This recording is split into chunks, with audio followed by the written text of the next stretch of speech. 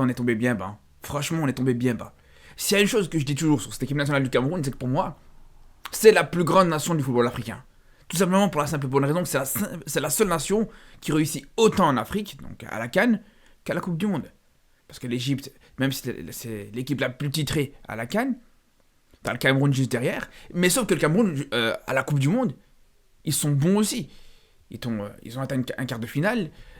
Ils se qualifient souvent à la Coupe du Monde. Donc, pour moi, je vous dis, le Cameroun, ça reste la plus grande nation du football africain. Mais aujourd'hui, quand tu vois à quel point cette équipe nationale est tombée aussi bas, mais c'est affligeant. C'est affligeant. Moi, je vous dis aujourd'hui, autant ça reste une grande nation, il n'y a pas de problème là-dessus, on respecte l'histoire du football camerounais, mais je vous dis, aujourd'hui, pour moi, l'équipe du Cameroun, elle fait honte au football africain, les gars, je suis désolé. Ça commençait déjà sur la dernière CAN. On se rappelle à quel point la CAN qu'ils ont organisée chez eux, c'était un vrai cirque. Il n'y a pas d'autre terme, c'était un cirque à ciel ouvert. Entre des terrains dégueulasses, des arbitres catastrophiques, bref, tout ça. On parle même pas des hôtels, des infrastructures qui étaient indignes du football de haut niveau. Et tout ça, d'ailleurs, malgré le fait qu'ils ont eu énormément de temps. C'est une des nations qui a eu le plus de temps pour organiser une CAN. Parce que je pense qu'elle a été reportée 2 ou 3 fois, cette Coupe d'Afrique qui a eu lieu au Cameroun. Mais bon, voilà, ça c'est une chose. Allez, ça s'est passé, on va dire, allez, ça peut arriver. Tout le monde peut se planter sur l'organisation d'une compétition. Ça peut arriver à tout le monde, il n'y a pas de problème. Ça, c'est la première chose. Mais après, c'est pas fini. Après ça, ils t'ont ramené Rigobert Song. On sait pas si le mec c'était un sélectionneur ou si c'était un grand sage africain. Il passait plus de temps à te dire des proverbes en conférence de presse qu'à te parler de tactique. Ces conférences de presse étaient gênantes. À quel point t'avais l'impression qu'il était dépassé par les événements. Mais bon, ça, on sait très bien c'était pourquoi. On sait justement que c'était à cause du fait que le mec était pas là pour prendre les décisions. Le mec, c'était juste là, c'était un pantin pour prendre les balles perdues à la place de Samuel Eto'o, tout simplement.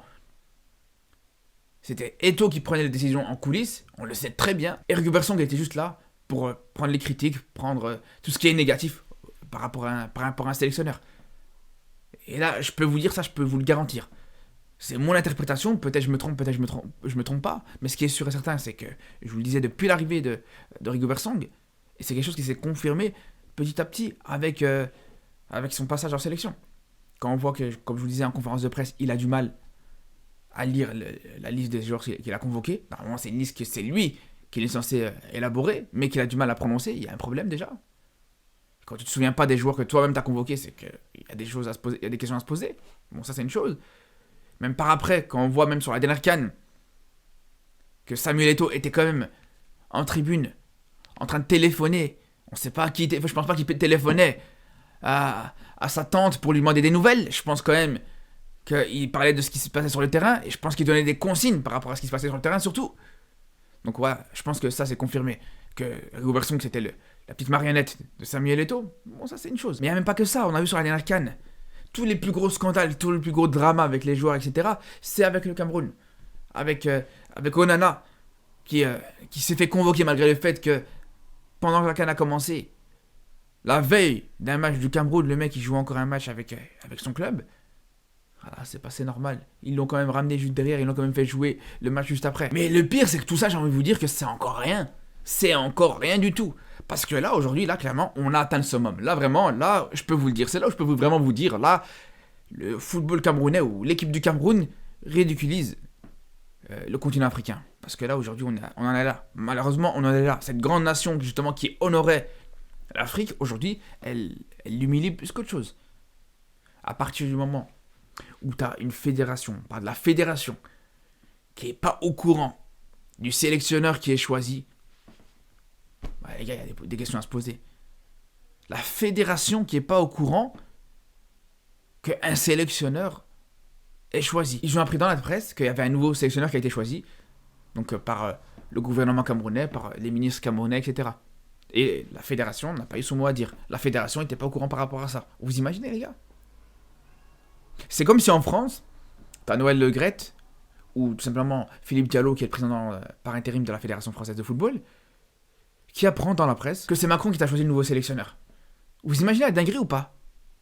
Parce que ça nous surprend à moitié, parce que d'un côté, on savait que le gouvernement avait quand même son mot à dire, que le président du Cameroun avait quand même quelque chose à dire par rapport à ça.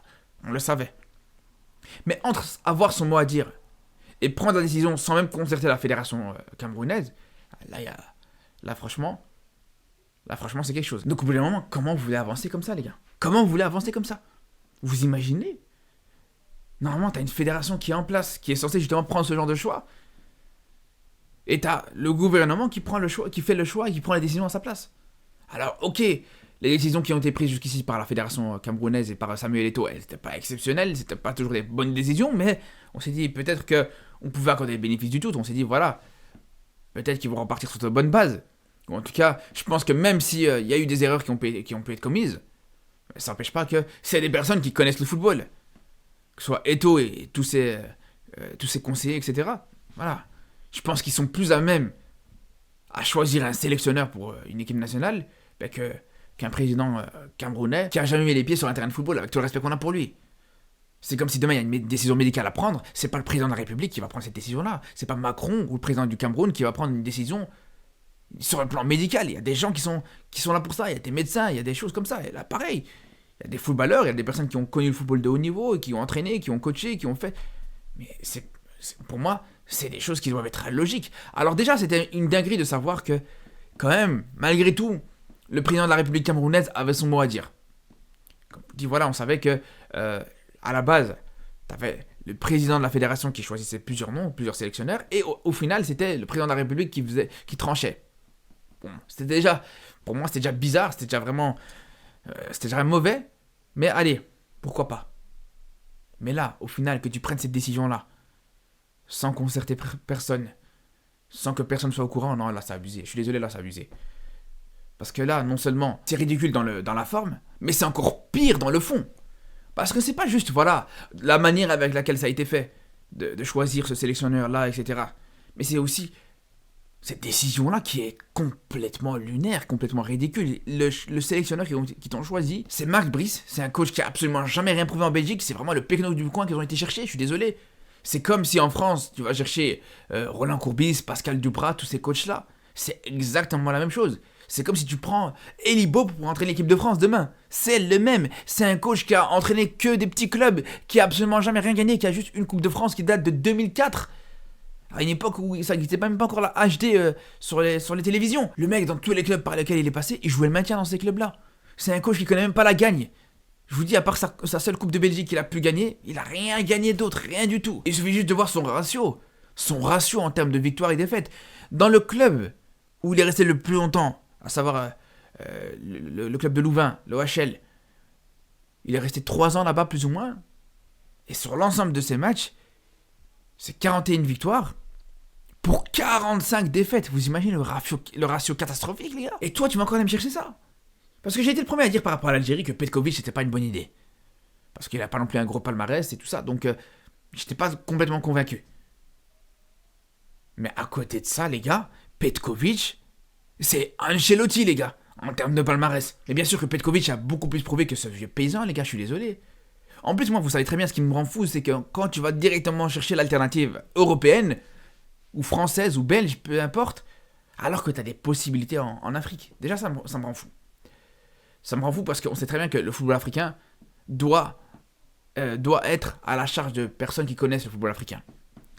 Alors, ok, bon, tu vas chercher des coachs européens, c'est bien. Mais alors, va chercher des coachs de qualité. Va chercher des très bons coachs. Des coachs qui ont prouvé des choses, des coachs qui ont le sens de la gagne. Pas des coachs qui ont absolument jamais rien gagné, qui ont joué le maintien dans toute leur carrière. Faut arrêter, les gars. Et c'est pour ça, les gars, je vous dis, j'espère vraiment me tromper. Peut-être que je me trompe, et j'espère pour le football camerounais que je me trompe. Mais je pense que la situation ne va pas s'améliorer au Cameroun, les gars. Je pense que cette équipe nationale va pas forcément progresser, comme ça vous savez. Et je pense vraiment que on risque d'entendre encore des grosses dingueries dans cette équipe nationale et dans ce football camerounais.